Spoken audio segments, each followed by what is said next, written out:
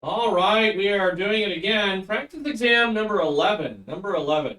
Let's get right into it. Which protocol is used to securely transfer files over a network by encrypting both the command and data channels? I know we took it up a notch. Took it up a notch. What do you think? Command and data channels. Now this one, it's really kind of point blank, but it plays a trick on your words, right? You know the answer. You do. You believe it or not, I think you do know the answer. Think about it carefully, right? Which protocol is used to securely transfer files over a network by encrypting both the command and data channels? Let's answer this one. If you need more time, of course, you can pause the video. Let's jump into it. I think we get rid of POPs, right? Post Office Protocol Secure, right? Not really transferring files. That's more of an email protocol. So I feel like we can get rid of that one right off the bat.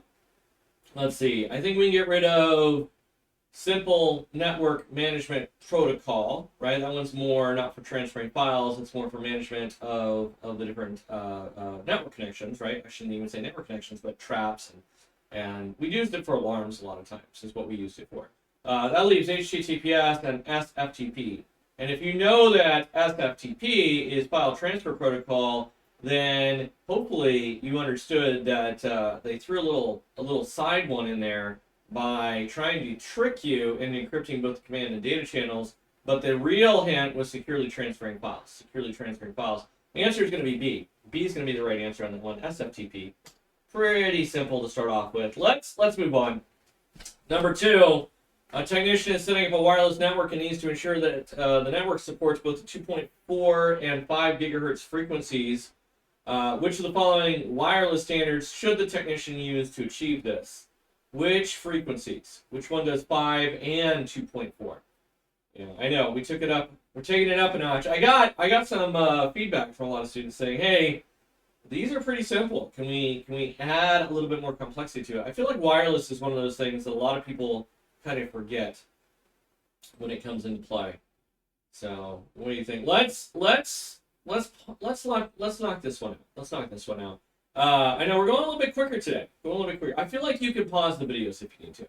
All right, let's knock off A. Right, 802.11a. That operates in the 5 gigahertz, but not the 2.4. So definitely not going to be A.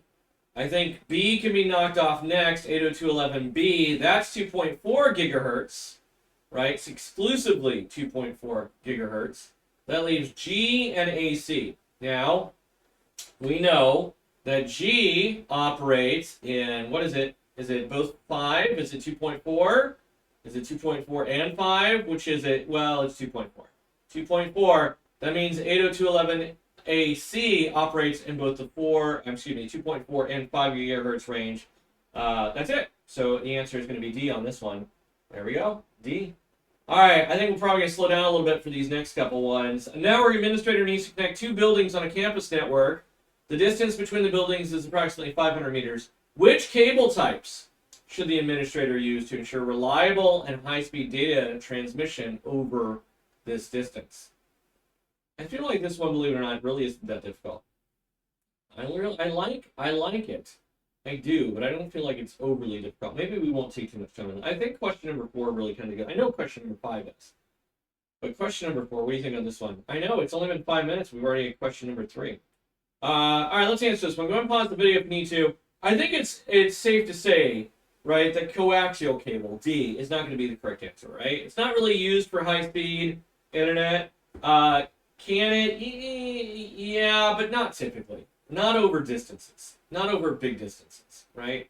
And so coax not going to be correct, right? That leaves 5E, 6, and multi-mode fighter. I think that we can get rid of 5E.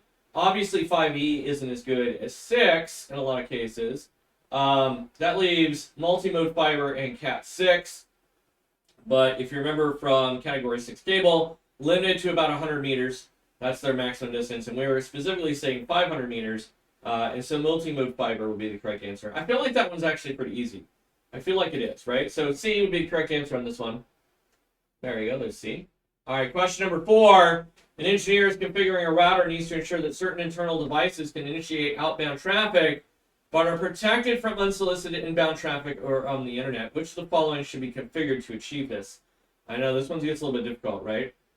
Remember, as you're going through this one, and I'd rate this one as very difficult for Network Plus, right?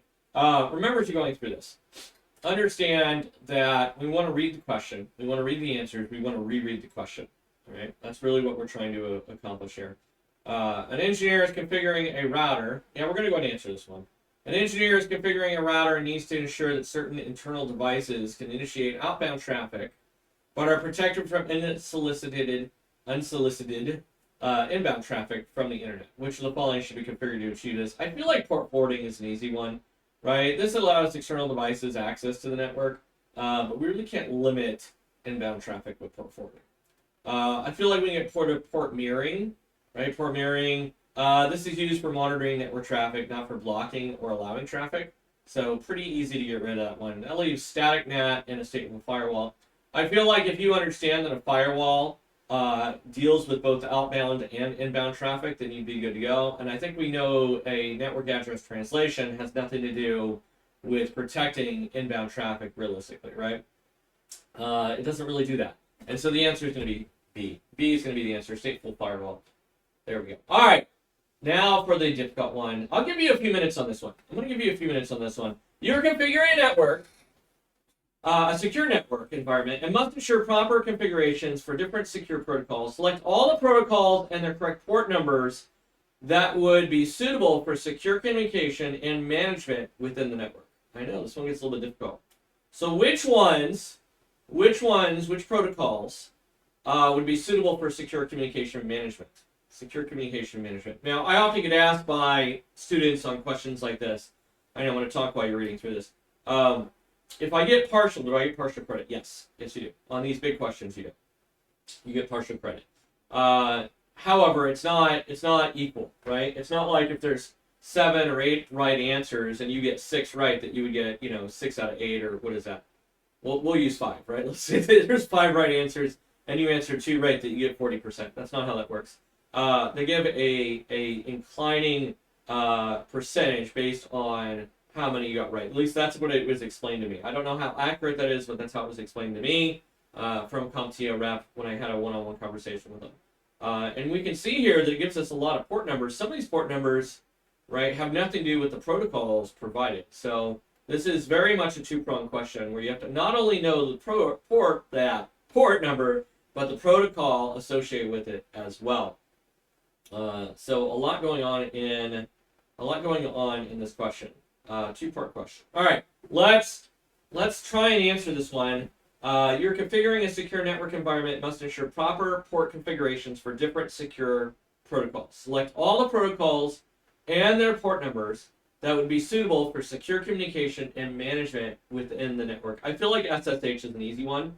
SSH, of course, operates on port 22. So A22. That would be one correct answer. Telnet, I don't feel like Telnet's secure at all. Matter of fact, I would say that Telnet is insecure. It operates in plain text. It's not asking us for the port number for that one, so we don't have to worry about that. But what about C, SNMP version 3?